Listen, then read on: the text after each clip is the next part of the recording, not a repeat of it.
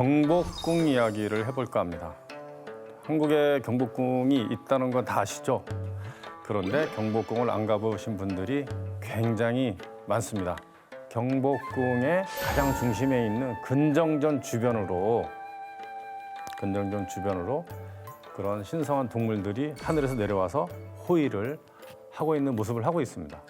또 경복궁에 드나드는 4개의 문의 그림으로 이렇게 등장을 해서 호위를 하고 있습니다. 경복궁을 우리 자색의 궁전이라고 하거든요. 자줏빛 궁전.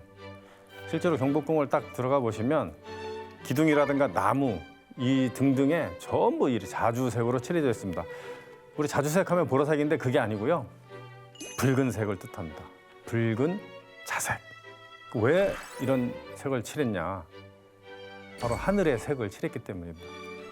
자색은 옛날부터 하늘의 색, 신의 색, 가장 고귀한 색으로 여겼기 때문에 천자라든가 종교의 최고 지도자들이라든가 하는 사람들이 자색을 사용했습니다. 이탈리아 베네치아 서쪽으로 약간 가면은 라벤나라고 하는 옛날에 로마의 수도였던 도시가 있습니다. 거기가 이제 모자이크의 수도라고 하는 곳인데 산 비탈레 성당에 가보면 유스티아누스 대제죠. 로마의 그 법전을 만들고 소피아 대성당을 만든 사람이죠. 네, 그 사람과 그 사람의 부인 테오드라의 자색 옷을 입고 있는 모습을 보실 수가 있습니다. 아주 오래전부터 이 자색을 이제 사용했다는 것을 이제 알 수가 있는 것이죠. 자, 그런데 말이죠.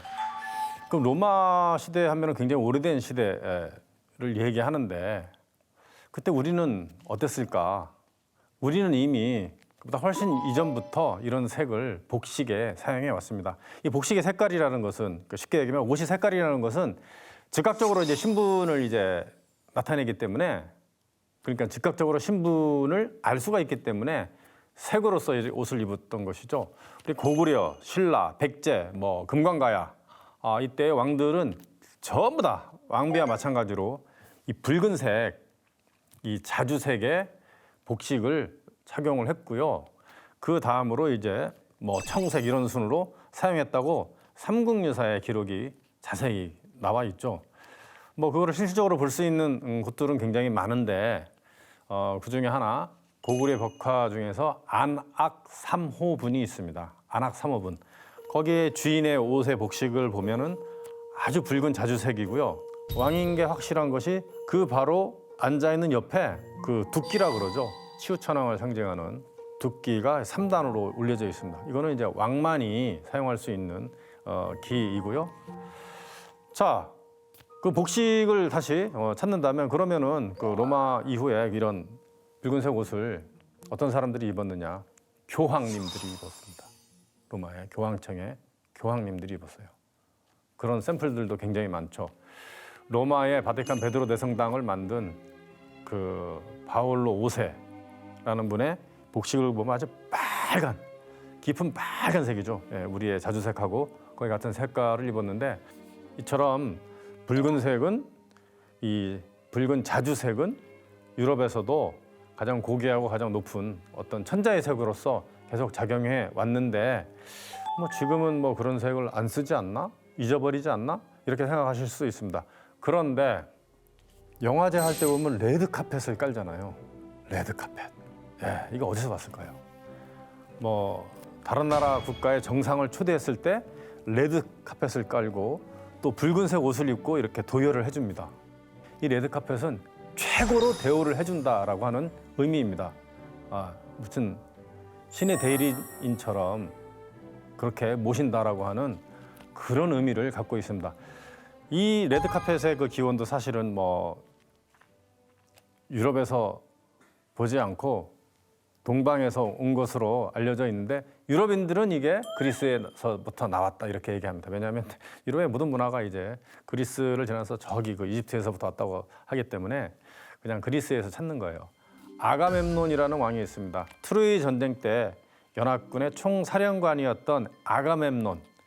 이분이 이제 트로이 전쟁에서 이기고 돌아오는데 그 부인이 이분을 열렬히 환영하기 위해서 붉은색 천을 쫙 비단이라고 해야 되나? 어쨌든 붉은색 어떤 고급 천을 쫙 쫙 깔아서 밟고 오라고 그랬대요. 근데 이 아가멤논이 딱 뭐라고 얘기했냐면 안 된다.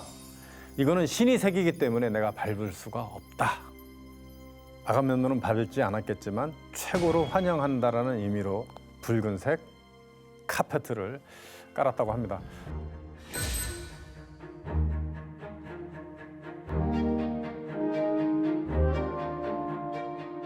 자, 경복궁 안으로 들어가 보도록 하겠습니다.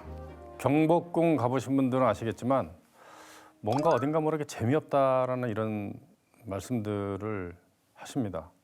왜냐하면 색상이라든가 건물의 구조라든가 비슷비슷하고 뭔가 특징이 없고, 그런데 과연 경복궁이 처음부터 그런 모습이었을까? 자, 임진왜란 때 일본이 화재를 내면서 서울에 있는 많은 궁전들이 다 전소가 됐는데요. 그 당시 동대문으로 들어온 종군 승이 있습니다. 그러니까 이제 스님이 따라온 거죠. 이 사람이 이제 경복궁에 대해서 표현한 글이 있는데요. 그러니까 쉽게 말씀드리면 너무 화려하고 너무 기가 막히고 세상에 이런 거 처음 본다. 야, 어떻게 이렇게 만들 수가 있을까 하는 내용인데 잠시 제가 읽어드리겠습니다. 북산 아래 남향에 자궁이 있는데, 자궁이라는 것은 자색의 궁전입니다. 5 발자국마다 누각할 때 누가 있고요. 10 발자국마다 각이 있고 행랑을 둘렀는데 처마가 높다. 전각의 이름은 알 수가 없다. 천장 사방에 오색 팔체로 기린, 봉황, 공작, 난, 새, 학, 용, 호랑이 등을 그렸다. 계단 가운데 봉황을 새긴 돌이, 그 좌우에는 단학을 새긴 돌이 깔렸다. 그러니까 지금 경복궁에 가보면 이런 모습은 전혀 보이지 않습니다. 그냥 아주 무슨 흑백 영화, 만들 당시가 마치 총천년새 칼라라면 지금은 마치 흑백 영화를 보듯 좀 밋밋하죠. 이랬던 곳입니다. 마지막으로 이런 표현을 하죠. 이곳이 용의 세계인지 신선의 세계인지 보통 사람의 눈에 분간할 수 없을 정도이다. 이렇게 화려했는데 일본 애들이 와서 불을 태워버렸어요.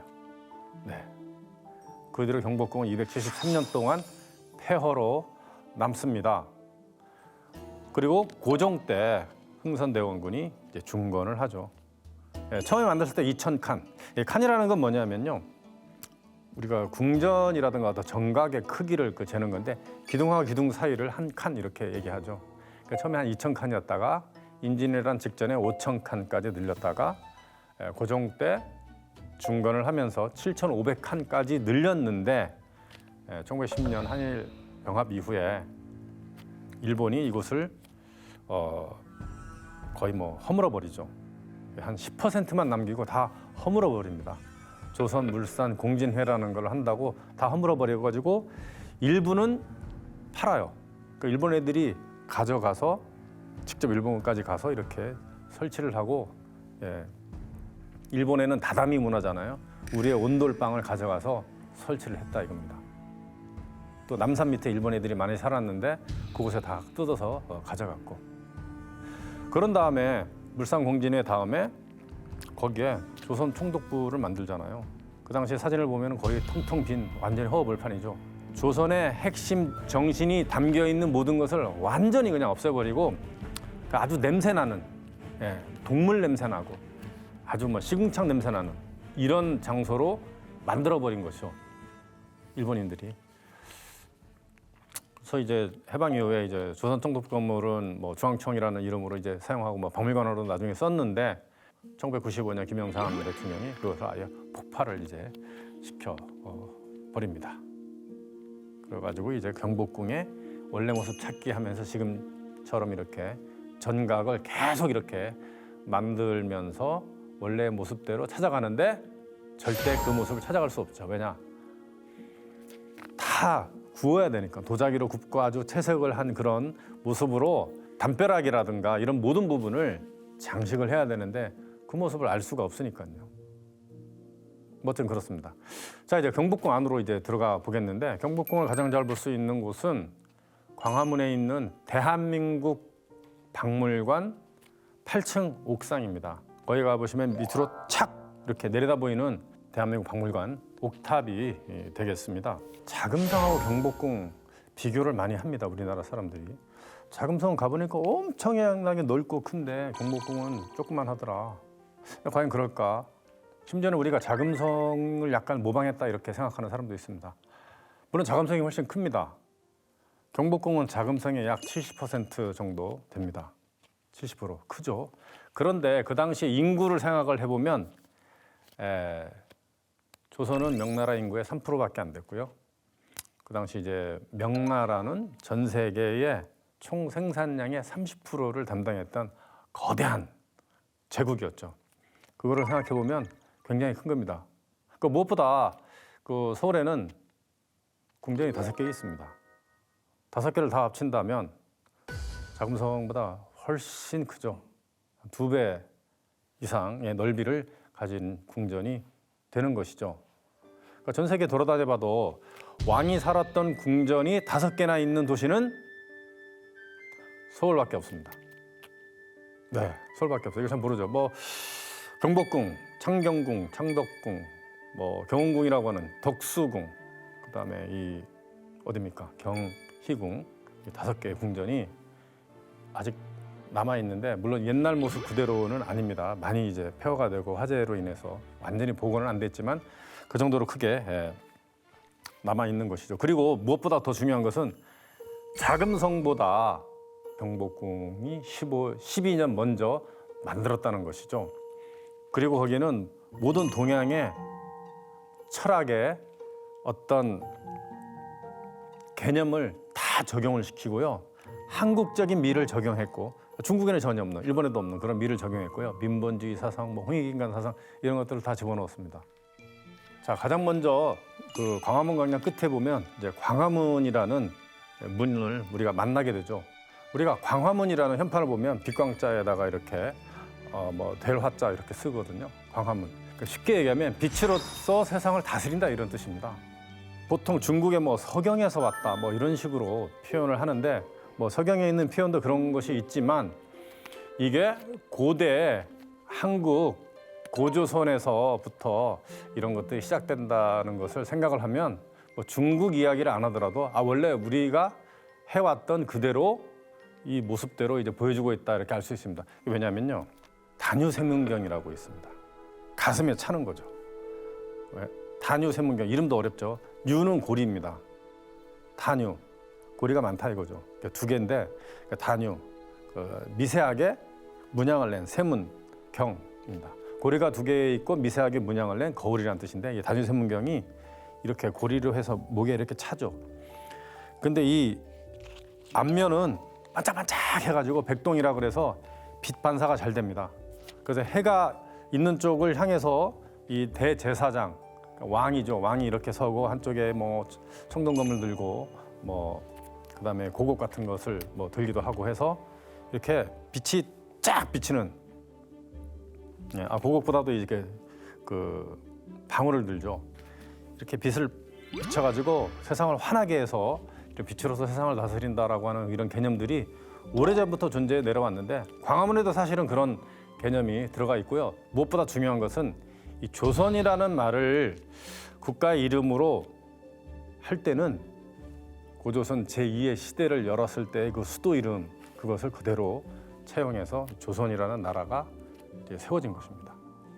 그것을 안다면 굳이 뭐 우린 뭐 중국에서 뭐 가져왔다 중국에서 뭐 가져왔다 하는데 중국을 찾지 않아도 우리 고유의 것으로서 충분히 이렇게 해왔다라는 것을 알 수가 있습니다. 물론 이렇게 뭐 그런 건 있죠. 이 경복궁을 만들기 이전에 가장 먼저 좌묘우사라 그래서 좌측에 종묘죠. 조상님들의 위패를 모셔서 제사를 지내는 곳을 만들고요. 우사는 이제 사직단입니다. 토지의 신과 곡식의 신에 제사를 지내는 뭐 농업 국가이기 때문에 당연히 그것을 먼저 만들고 나서 경복궁을 짓기 시작했다 이겁니다. 그다음에 경복궁 광화문 들어가기 전에 양쪽에 해태를 갖다 놨습니다. 해치라고 하기도 하고 여러 이름으로도 쓰는데 이 해태는 이제 웹불이 있고 그 죄가 있는지 없는지 사람을 보고 판단을 한다고 합니다. 그러니까 죄가 있으면은 이 웹불로 그냥 팍 받아버린다는 그 죄를 판단하는 그런 동물입니다. 그래서 조선시대 때 이 지금 이제 감사원에 해당하는 이 사헌부 사람들의 이 뿔 모양으로 이렇게 모자를 썼고요. 이 감사원장에 해당하는 대사헌은 해태 숭배를 이렇게 차고 다녔습니다. 자, 문이 3개 있습니다. 3개의 문, 당연히 이제 궁전에 출입을 하는 사람들이 이제 사용했던 그런 문인데요.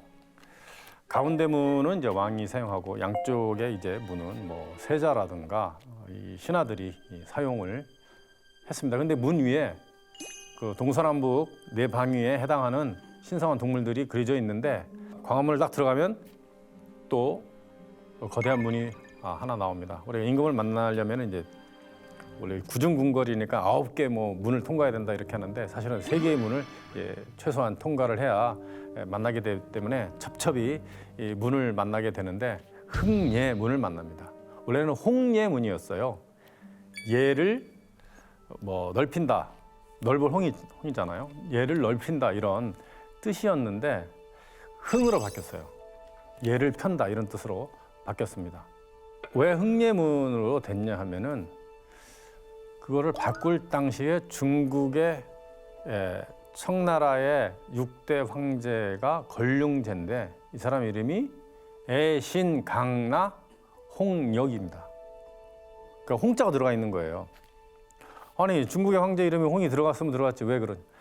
예전에 그 천자라든가 아니면 이제 왕이라든가 이름 속에 있는 글자는 그 누구도 사용하면 안 돼요. 그래서 우리나라도 왕의 이름에 외자를 많이 썼죠. 그것도 어려운 글자를 썼습니다. 왜냐하면 백성이 실수로 그 글자를 사용하는 것을 방지하기 위해서 뭐 이도, 이산 뭐 이런 이름도 있잖아요. 그런 이름으로 이렇게 사용을 했습니다. 그러니까 이 장소는요. 나중에 조선 총독부 건물을 지은 장소가 되면서 완전히 다 이제 허물어지죠. 자, 어쨌든 점점 이렇게 높은 장소로 올라갑니다. 이제 경복궁을 만든 장소가 저 북쪽에서부터 남쪽으로 이렇게 경사지기 때문에 계속 이렇게 계단을 타고 이제 올라가는 모습을 하고 있습니다. 아무래도 높은 곳으로 이제 올라가려면 계단을 타야 되겠죠. 높은 분이 계시는 그런 모습이니까. 근데 이제 높은지 낮은지 구별이 안 될 정도로 아주 굉장히 잘 만든 궁전인데요. 흥예문을 딱 들어가면 개울을 하나 만납니다.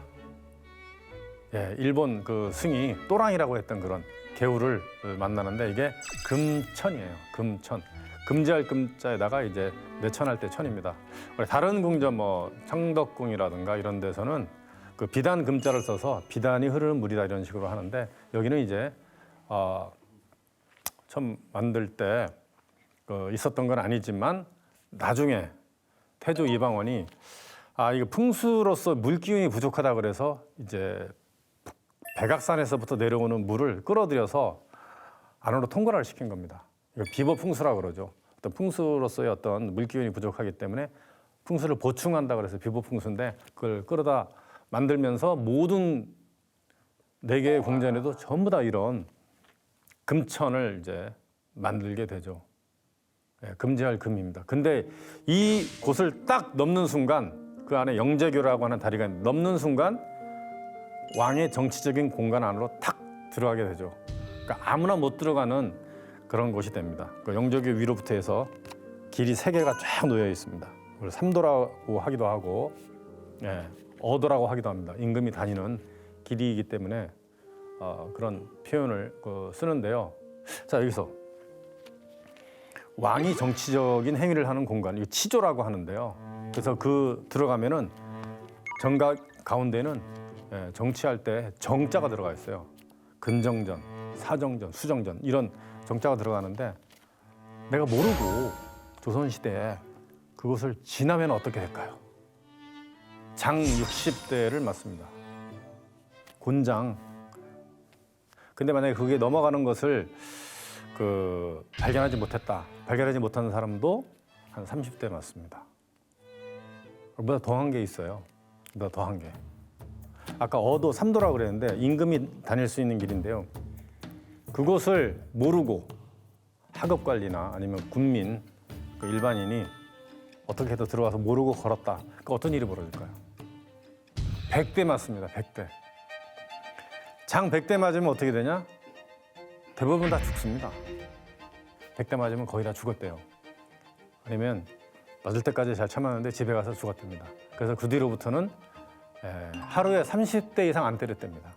30대 때리고 옥에 가두고 좀 괜찮으면 또 때리고 그 정도로 이제 무서웠다고 합니다. 이만큼 굉장히 엄격한 곳이었어요. 우리가 뭐 자금성, 뭐 자색으로 둘러쳐진 뭐 금지된 성 하는데 우린 그런 표현을 안 쓰더라도 원래 엄격했기 때문에 그 정도로 굉장히 엄격한 곳이었어요.